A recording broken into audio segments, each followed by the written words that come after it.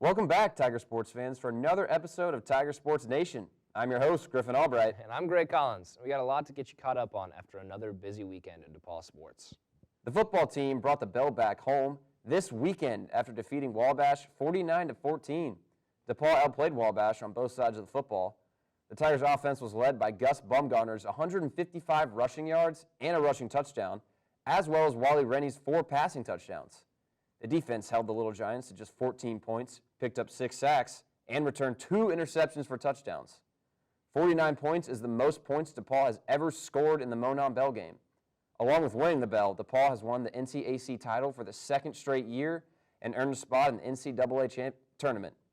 They will be traveling to play Carnegie Mellon this weekend in the first round of the NCAA tournament. The men's basketball team defeated Rose-Hulman last Friday by a score of 80-75. Elijah Hales led the team with 26 points and 5 3-pointers. Then on Tuesday, the Tigers lost a close game against Franklin, 63-62. Hales once again led the team with 20 points, but it wasn't enough to fend off Franklin's second-half comeback. DePauw is on the road for their next game against Westminster College. The women's basketball team started their season strong with a 73-43 win over Bethany Lutheran, but then fell to Wisconsin Lutheran in their next game, 64-56. Maya Shannon's 16 points led the team's offense in their first game, and Ava Hassel's 23 points led the team in their next game. The team travels to Augustana this weekend to play in the Hyatt Place tournament. In their first game, they'll take on Wisconsin Oshkosh. The men's cross-country team finished their season this weekend at the NCAA regional meet with an 8th place finish out of 38 teams. The team was led by Ford Baker's 32nd place finish, which earned him all-region honors. The women's cross-country team also finished up their season at the NCAA regional meet. They placed 9th out of 34 teams. Meredith Serpina led the Tigers with her 17th place finish, which earned her all-region honors. And this weekend, the men's swim team will be competing at the Phoenix Fall Classic at the University of Chicago, and the women's swimming team will be competing in the Gail Pebworth Invitational at Wabash College. Danny Sheehan from the football team was kind enough to sit down with our very own Joey Webster to discuss their successful season. Hey guys, Joey Webster. I'm here with Danny Sheehan from the DePauw football team. Danny, thanks for being here. Of course, Joe. So just to kind of jump right into it, first thing I want to talk about, obviously, big win on Saturday. Brought the bell back here. Just kind of want to hear your thoughts on how the game went, how the preparation from Wabash went. Just what are your thoughts? Yeah, obviously, huge game.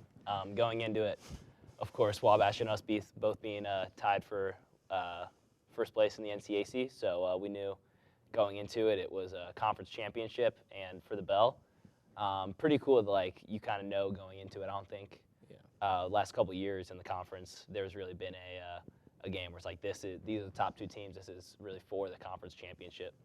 And then of course having that also be for the bell, that's just as a whole completely new and better element to it with everyone being in attendance, all 8,000 to 10,000, whatever it was, and then getting to win it. Of course, how the game went, we were kind of in control, but we stayed on them. We stayed level the whole time, which was really big. That was key for us in our preparation all week. Was not getting too high, not getting too low, being able to kind of no matter what the score was, act like it was 0-0, and remain hungry throughout the game.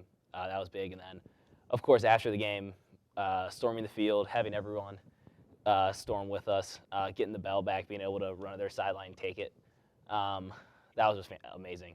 Just really an experience that I can't describe, and just fantastic. A great way to send out the last home game for the seniors. That was great. Definitely wouldn't want it any other way. Awesome. Well, congratulations on that. Kind of wanting to hear your thoughts and the team's thoughts throughout the game. I mean, hate to bring it up, but obviously 21-0 lead last year too, and Wabash fought back and ended up winning that game. So I can imagine you guys weren't necessarily comfortable after taking that big lead into the half, and obviously came out and were just as fired up the second half.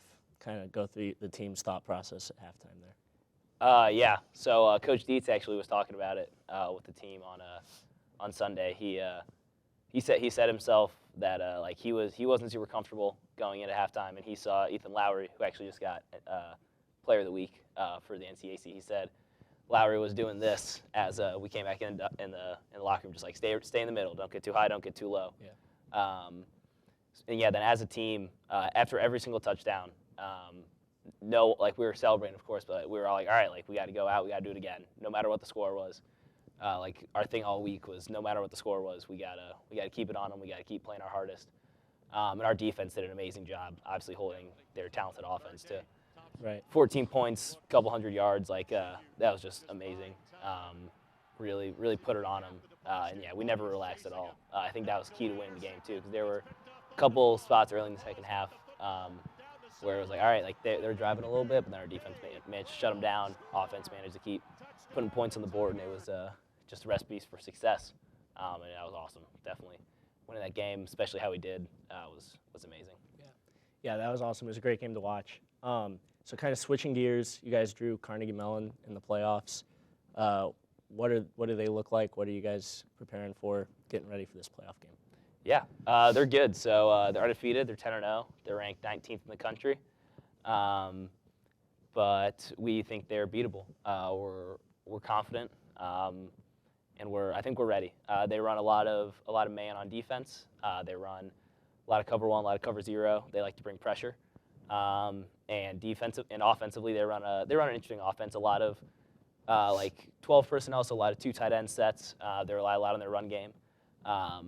But we think we match up really well against them. They have some experience. They've won some close games, and they play in a really good conference in the Pittsburgh Conference with a lot of teams in Pennsylvania. So they're definitely prepared. They're battle tested, but we think we're pretty prepared too. We're ready to get after them. We think we match up really well, man for man, and really excited. It'll be fun to go on the road, go to Pittsburgh, get to play on their home field. But yeah, that should be awesome. We obviously have a little bit of playoff experience with Rose and Whitewater last year. And we're excited to get after it again and hopefully go win a football game in Pittsburgh. Awesome. Well, good luck next weekend. Congrats again on the bell and the conference championship, and thank you for being here. Absolutely. Thanks, Joey.